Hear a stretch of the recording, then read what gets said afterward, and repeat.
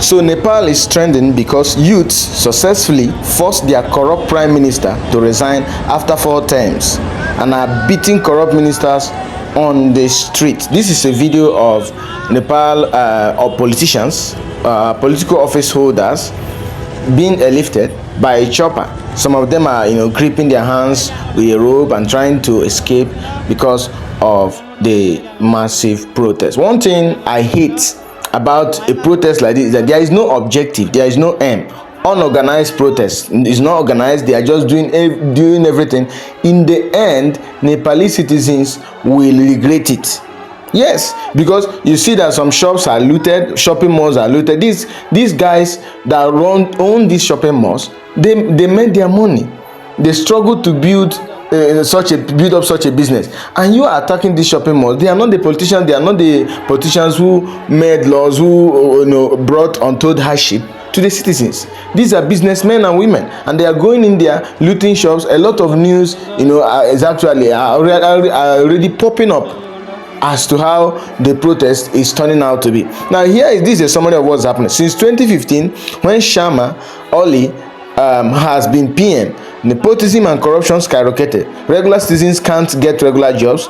All the top-paying jobs are reserved for underqualified politician kids or extended family members. We have a similar situation in our country, Nigeria. Their politicians embezzle from the national treasury without remorse.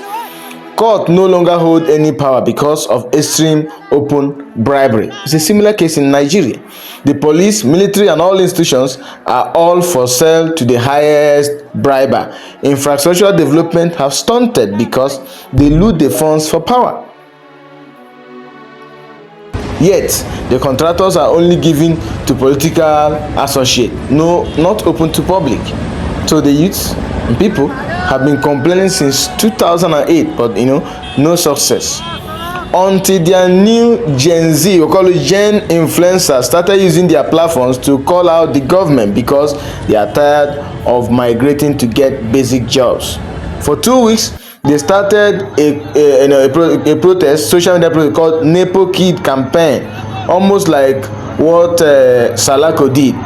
Theirs was highlighting the luxury lifestyle of politician kids and families. Influencers with massive followings amplified the something. Seeing the heavy criticism and complaint from Gen Zs on August 28 last month, the government asked all social media platforms to re-register in their country, set up local offices, and to give them access to their platforms under 7 days, claiming it is to prevent fraud and stop fake news. Disguised hate speech bill. Remember, some of our politicians in Nigeria are already drumming up. Ned Nwoko said, if you are a content creator or a blogger, you should have an office in Abuja. I was wondering if he would be the one to pay for such office, for content creators and bloggers to run such office. So it became a huge debate. Buhari, in his I don't know which year he was in, he banned Twitter, and all of us then started using VPN. If you have power is transient, they say. If you are in power, you can't be there forever. Buhari was in power. Buhari is no more today. So when you are in power, don't make yourself a god over the citizens. The citizens are the one that voted you in. On September 5th, the government ordered the Minister of Communication, Nepalese government, to shut down all international social media platforms, including emails. Can you imagine? Total of 26 social media platforms was shut down. The full shutdown was finalized over the weekend. In reaction, Nepalese Gen Zs mobilized and hit the streets in thousands on Saturday, Sunday, and the number tripled by Monday. The government tagged it a violent protest, imposed a curfew, and gave the police license, to shoot at sight. According to report, they say 19 people were taken down. From Monday evening, the police started what they have been ordered to do. 20 reportedly died, and at least 400 people, Nepalese citizens, were seriously injured. Instead, more people came out. Seeing this, some of the cabinet members resigned. As the crowd took over the Prime Minister's house, they distributed themselves to all the politicians' houses. You know, you could see some of them are up in flames. The houses were up in flames. Seized the National Assembly complex, demanding the Prime Minister resignation, which he has already done, dissolution of the entire cabinet, and end of corruption in the cabinet. Today, the Prime Minister has tendered his resignation, lifted the ban on social media, yet the protest continued. According to reports, politicians, not even a report, you can see in the video, they are fleeing. They are running for their lives, because the pressure, they could not contain it again. The Nepalese Gen Z just managed 3.5% of the population, and they were able to force the government out. But for me, it's not organized. The only thing that works is an organized protest. But you look at most cases, it doesn't work. Before it was in first it was in Bangladesh.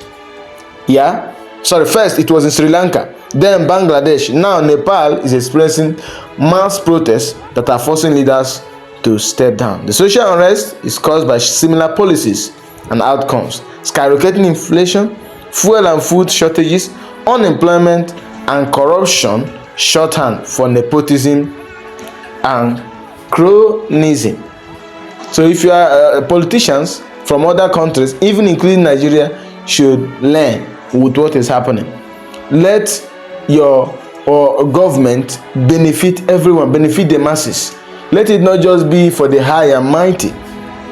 Let the government be run on a transparent ground, so that the citizens will be satisfied. Democracy can take quite a time, yes, I understand, but let everything be done so that the citizens will not protest.